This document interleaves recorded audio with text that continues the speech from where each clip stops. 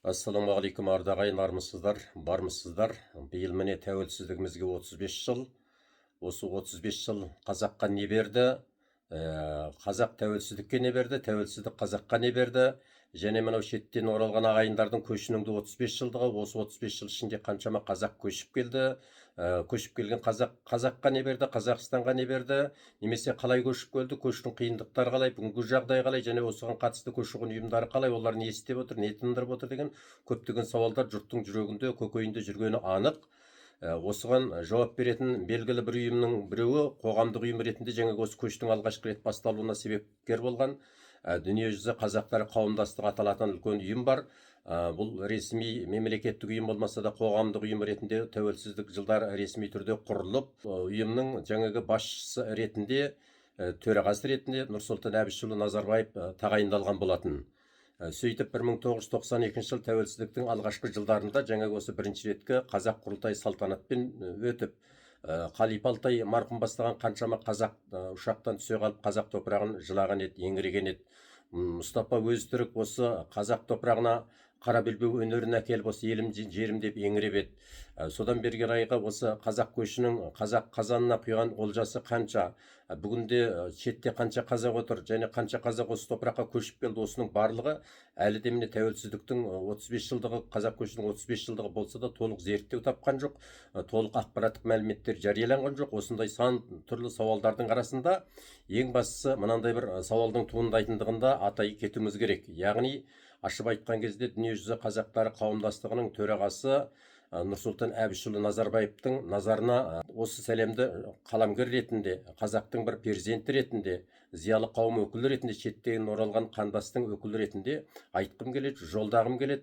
1992 жылы дүниежүзі қазақтары қауымдастығының ұйымдастыруымен бірінші реткі қазақ құрылтай өткен, шеттегі ағайындарды негіз етіп, содан бері қарай екінші құрылтай өтті, үшінші құрылтай өтті, төртінші құрылтай өтті, бесінші құрылтай өтті. Міне 6-шы құрылтайдың кезегі өтсе де бір мүшел болды, әлі құрылтай ешқандай аталған жоқ, өткен жоқ. Ал осы құрылтай неге үшін өтпейді? Және дүниежүзі қазақтар қауымдастығының жарғысында күні бүгінге дейін Нұрсұлтан Әбішұлы Назарбаев осы дүниежүзі қазақтар қауымдастығының төрағасы деген лауазымда бекітіліп тұр. Жарғы ешқандай өзгертілмеген. Осы жарғы өзгертіле ме, жоқ па? Және осы Нұрсұлтан Әбішұлы Назарбаев осы өзінің төрағалық міндетінен өз өтінішімен бас тарта ма, әлде бұны жарғы бойынша құрылтай ашып құрылтай бекіте ме деген сауалдар күні бүгінге дейін көмескіленіп келе жатыр. Мүмкін ұмытып жүрген шығар, мүмкін ел ескермей жүрген шығар, мүмкін әлі де болса да бұны қаузау, сұрау, білу жай емес шығар. Дүниежүзі қазақтар қауымдастығы құрылған кезде оның төрағасы болып Нұрсұлтан Әбішұлы Назарбаев тағайындалса, оның бірінші орынбасар болып марқұм Қалдарбек Найманбаев тағайындалған. Кейіннен бұл міндетті Талғат Мамашев атқарған.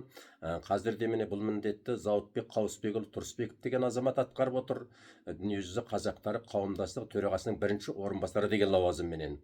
Ал бірақ қауымдастық жаңағы төрағасы әлі өз қызметін атқарды ма, жоқ па, немесе жарғыдан ол өзгеріске енді ме, жоқ па, оған бүгінде дүниежүзі қазақтар қауымдастығының өкілдері де жауап бере алмайды, қандастар өкілі де жауап бере алмайды. Осындай бір қиын сұрақты біз білгіміз келеді.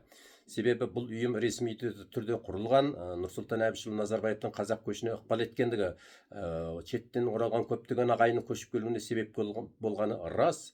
Баяғыда айтатын едік, шетте 5 миллион қазақ бар, соның 1 миллионы көшіп келді деп тәуелсіздіктің алғашқы жылдарында. Шын мәнінде сол кездің өзінде шетелде 5 миллион, 6 миллион қазақ болды, соның 1 миллионы ресми түрде көшіп келді деп есептесек, сол кездің өзінде шетте 5 миллион қазақ қалған. Бүгінде олар үрім бұтағыменен 8 миллион, 9 миллион болды. Ал отанына оралған қазақтар сол кезде 1 миллионнан астам болатын болса, қазірге дейін олар өсіп өркендеп 35 жыл ішінде 3,5 миллион, 4 миллионға аяқ басты. Демек осынша қазақтың тағдыры, осынша қазақтардың көші-қоны мәселесі бұл бейжай қарайтын нәрсе емес. Сондықтан да билік басындағылар және Нұрсұлтан Әбішұлы Назарбаев және дүниежүзі қазақтар қауымдастығы осы бір мәселені назарға алып, алдағы өтетін қазақ көшінің 35 жылдығына үлкен дайындықпен келсек екен деген ойымды айтқым келеді. Еліміз аман, жұртымыз тыныш болсын ағайын.